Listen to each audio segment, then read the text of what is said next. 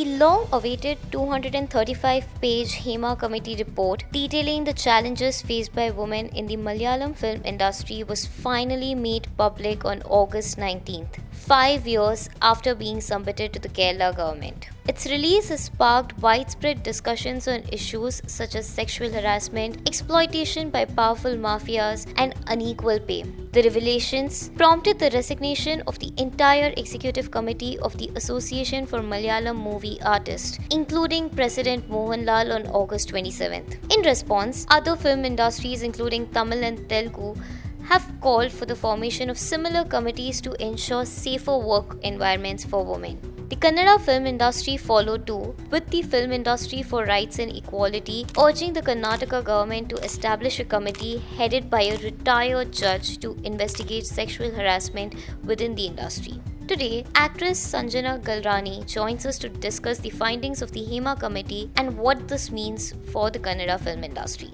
Thank you so much for joining us firstly. Now, Thank you.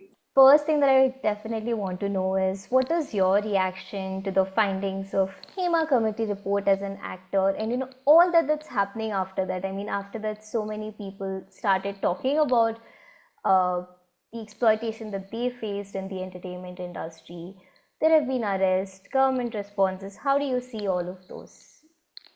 I think it's high time it could have come out, but I'm also very saddened that it was all filed in 2019 and it's coming out now in 2024. Imagine what the woman would be going through. Imagine some woman would have even left the film industry, gotten married, maybe they have kids, they have a husband, maybe they haven't told their husband and their in-laws that, yeah, this had happened to me, and suddenly this has come out in 2024. Your skeletons from the closet are out. Look at it in a sensitive way. It's actually, I don't know how much of a good this is going to do to their personal lives, how much of a harm they have done to themselves. But overall, for the industry, how do you think? Of course, personally, it must have been very difficult even back in 2017 and throughout when the committee was working. But as actor, like as just an actor, if we see from a third person point of view, because we have always heard of, at least from Me Too movement ever since it started, we have been hearing of casting couches, exploitation, difference in pay here and there once in a while, every now and then. And this report seems to have shaken everybody, and it's taking a whole effect now in Kannada film industry, in the Malayalam film industry. Everybody's talking about it. How does that feel? Like, do you think will there be a change after this? I hope there should be a permanent change. See, whenever something like this happens, it definitely will, change things for a couple of days for sure. But when something like this happens, I hope that everything doesn't die down in days or weeks or months. And I hope there's some permanent measures that are taken so that such things of, women exploitation and, harassing women or asking for sexual favors, they don't happen in the future at all. So there should be stringent rules that are put in place, like if in case it happens and it's proven, the person who's asking for sexual favors will be banned from the industry. The man who has done this will be banned for at least a certain period, 2 years, 3 years. We need more stricter rules. Everything is very random right now. And also look at the law and order of the country when it comes to women and when it comes to children. Yes, of course, they will get convicted for 20 years if there's a rape that happens. Blah, blah, blah. There are a lot of laws. When Nirbhaya happened, there was some laws that got more stricter. When Abhaya has happened, now people are talking about new rape bill and all that. But to get there, for the trial to happen, it takes 7 to 8 years or 9 years. So what happens? When the charge sheet is filed, the accused gets a bail and comes out and then enjoys his life for 10 years, 15 years, or 20 years. Nirbhaya's case was 9 years. It took 9 years for them to get justice. So Nirbhaya's parents for 9 years were dying every day. Will we get justice or not? So that is the plight of a complainant in the country. Yeah, look at Saudi Arabia. Let's talk about Saudi Arabia. They are also human beings. They have a law where if the rape is proven, you have technology to prove it. Your forensic, your DNA reports will say it all within a week. Then why do you need 9 years? Which era are we living in? Look at Saudi Arabia. If a rape is proved within 2 or 3 days of the particular incident, the particular accused is crucified, or he's rather stoned to death. Or the law is so harsh. There's no rape in Saudi Arabia for 30 years. Saudi Arabia is also on earth only. There are human beings only over there. So certain laws need to be amended for this to have a full stop, because women are just taken for granted like that. I am such a bold woman talking to you, and these are the voices that I'm getting from the entire world on my social media. That उसका collarbone तोड़ दो, उसने जिस हाथ से rape किया, burn that hand, cut off one hand, cut off one leg. There's a 90-degree separation in the legs of the doctor like this who got raped. So she was not only raped, she was beaten, her bones were broken, and she was murdered in Kolkata. And that interview, which has come up, it's been suppressed, it's been reported because they don't want more violence in the country. So what is the kind of a system that we are living with, and why is justice taking 7 to 9 years? And all these things that I'm hearing, cut off his hand, cut off his legs, do the same thing that he did to the victim, is the voice of the nation. It's not my voice. If I open my Instagram, add yours in your Instagram story, add yours that he should be hung in public, add yours that he should be given an opportunity that all women stone him to death. Add yours so that this is set as a permanent example and a permanent full stop for all the criminals in the country who have criminal intentions. Forget about raping a woman in Saudi Arabia. They don't even stare her in her private parts, because if the woman complains, it's done. His life is gone. So that is the kind of a law and order that we need. I'm sorry to be sounding like a sadist, but this is the pain that I have in my heart. So we need very strict punishment where it's evident that in the future nobody can do it in the whole system, regarding our law and order basically. Also, you've worked extensively in the film industry across the South industry. How do you think the issues of harassment and exploitation, they have been addressed over the years? Because we've seen that here and there committees are always formed, internal acts, committees, members are there. But have you noticed any changes? Are they really effective? Because again, Hema Committee, they spoke about the whole powerful mafia, that these are the ones who eventually rule and everything happens. It's very difficult to make a career because of that. A lot of actors or the whole productions of women, they had a lot of difficulty. So do you think anything has changed over the years? I think nothing has changed over the years. It's very sad for me to be telling you the truth, and nothing will change here and after also. Whatever is happening right now, of course, predators will be careful for the next 6 months or at the maximum 1 year, and then the predator will go back to being a predator because it is a male-dominant industry. Every woman who has spoken has lost her peace in her personal life, and she has lost her career also. It's very painful for me to say this, or it's very painful for me to look at it like this. I want to look at it like, Indira Gandhi movement, or this set a revolution, and after this, all women who have done these accusations are flourished with opportunities. I want to see that, but that's not going to happen to these women. They're really going to suffer in their own cocoon that they have created. For a few days, they'll be in the news saying, wow, Shabash, you were so brave. We spoke about your experience. And after that, the Shabashi is all going to go. They will not have work opportunities. Because if you're outspoken here, they'll be like, my God, that woman is outspoken. You need to beware of her. They wouldn't understand the honesty in your outspokenness. They won't understand your pain. They won't understand the pain of the situation which you have gone through. They'll be like, she spoke. She opened her mouth, so stay away from her. That is how people think. So eventually, if the revelations, if the victims are revealed, it's going to be a very difficult time that they might face. The names of the victims should not have been let out. This is not how it had to be done. The names of the victims, unless they wanted to voluntarily come out and give out their piece of experience and reveal their faces, I don't think it's a good thing that they reveal the name of all the victims. Imagine 2019 it was filed, it's coming out in 2024. and some women would have also retired from the film industry or told a goodbye getting married. Imagine their plight today. They would be regretting what has happened. Like, I would love to embrace the change, but that's not so easy to happen. This is the bitter truth. See, I'm standing with women. I'm standing with the victims. But at the same time, this is the bitter truth. This is how things work. What happened after the Me Too in 2017, 2018? Anything changed? No, we are back at the same thing right now. Also now, the Tamil film industry, the Telugu film industries, and even the Kannada film industry now, they are expected to form new committees that are going to protect women's rights in the industry, the entertainment industry, very specifically.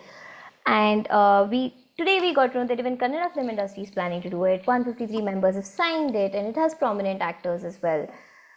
Do you think will forming such committees, having these revelations, bring about the reforms or bring about at least a space to have a safe discussion to complain at least in the space? Yeah, see, when it comes to the Kannada industry, I am from the Kannada industry. I'm a very active candidate out here. I feel prevention is better than cure. Don't wait for it to happen and then form it. So definitely, if you're getting a heads up from the Chief Minister's office, I would be really, really the most happy person if this committee is formed. So it's going to be a positive hope, and it's the right move. Like every industry, entertainment industry at least, should get such committees to figure out. Yeah, yeah. Also, how do you think the workplace, especially the film industry, considering the long hours, the different way of working altogether, could be made safer workspaces for women? Like the whole casting couch, understanding the So exploitation while we are talking, I'm putting up request letter to the Kannada Film Industry of Commerce, to the Producers Association, to the Directors Association, to the Artists Association, to have a women committee in itself. And what should be the norms that the women committee should be educating to the newcomers who want to enter the film industry? Because when you come here as a newcomer, you're so wandered. You don't know what to do. And many newcomers like me, I came when I was 17 or 18. And I got into a film which was a glamorous film. Of course, I knew it's a glamorous film. But the director promised me to tame the whole glamour down. And once I started shooting for the film, he's like, do one more scene more glamorously, do one more scene more glamorously. Even today for that film, I get told that, oh, we've seen this film of yours, you've acted so over glamorously in that. And I was made to do scenes which I had not agreed for during signing. And my mother was made to sit 2 kilometers away from the shooting location, saying, no, in the shooting location, we have limited permission for people. I'm like, or thoda glamour kar lo isme, or thoda glamour. I don't want to describe what is that glamour more openly because it's embarrassing for me. So, but however, I was strong. I fought it out. After that film, I didn't have work for 2-3 years because it was very, very glamorously shot in obscene camera angles and all that. But whatever happened with me in front of the camera. I was told, it's good for the film, you do it. As an artist, you should listen only to the director, or you will be facing consequences of getting banned. So I was put in that whole thing of that cocoon of, oh my God, if I don't listen, then maybe my career will be in a problem. And I was 17. If it happened to me today, I would be like, namaskar, take care. Good for you with the opportunity. I'm leaving the location. I would have gone, sat in my car. Even if I don't have a car, if I've gone in the production car, I would have called for a cab. I would have sat in a taxi and I would have left. That maturity comes with wiseness and with time, right? But when I was 17, it was not like that. And I so wish somebody was there to educate me about the norms of the industry, that when it's a no, it's a no. And you can say that no. Nobody educated me back then. And however, whatever happened with me, I came out of it. I've worked in 55 films today. I've worked with Mammootty, with Mohanlal, with Prabhas, with Shivraj Kumar, Darshan, so many superstars. But how many women would actually hold their ground again like how I did? I don't look at my past as a victimized past. I look at, learning out of it, and that, yes, I have branched out of it and I'm here and I will prove my life and my career and I will flourish and be more successful with my work opportunities. I took every step as a very big challenge and I moved ahead. And I made it wherever I am today. But many newcomer girls would have just, I think, got depressed, Yeah, they're vulnerable. dismantled in their head. They might not be Sorry? sure. They might be vulnerable and they might not be They sure might not be strong. They might not what be to do. strong. Yeah, and they would get scared and run away into the dark, and you never know if they would come out of that dark. And I mean to say dark as in disappear from the industry. God knows where they went and whatnot. So you need to have a heart of metal and a brain of metal as well to survive here.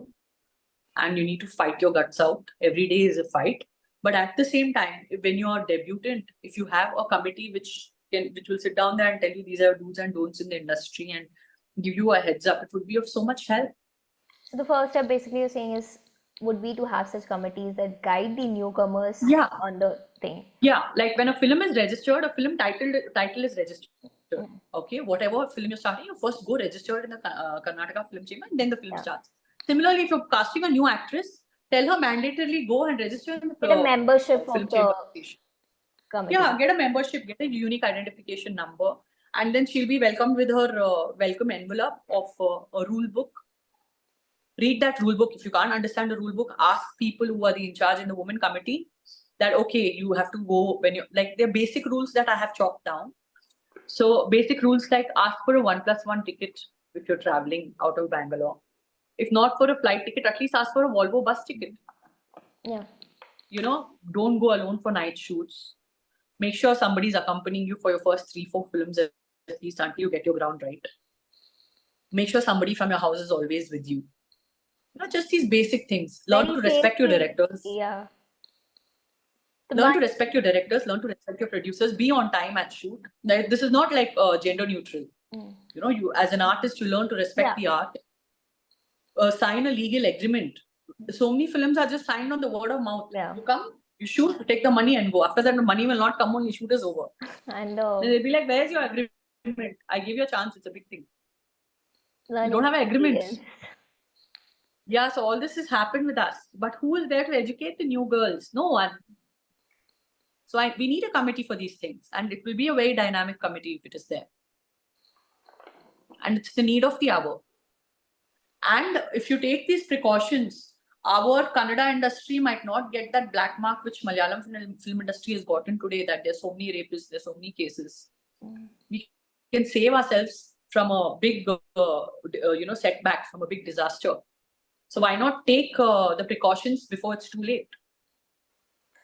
Also, one of the things that Hema Committee pointed out was the role of social media. Even in the case where, let's say somebody, lead actor, powerful actors, if they spoke out, social media was a backlash because they would get a lot of threats, a lot of backlash from the social media where they support the accused. How do you think, in the whole way, as a woman, as an actor, how do you see the role of social media, the fan base, very strong fan base of the actors, where it victimizes the woman even more? What do you have to say about that? It's very traumatizing. Like I told you earlier, you need a heart of metal and a brain of metal. And you need to be logically right in everything that you do. So you should be even prepared for So you have to be very careful. You have to be very careful before every word that you put. Because there'll be a huge fan club of crores of people who might just make your life hell and miserable. So that would be the main thing, that have a strong heart to get into the industry and stick to your ground, be able to say no. Yeah. Thank you so much. Thank you so much. Take care, Akshita. Bye. Bye.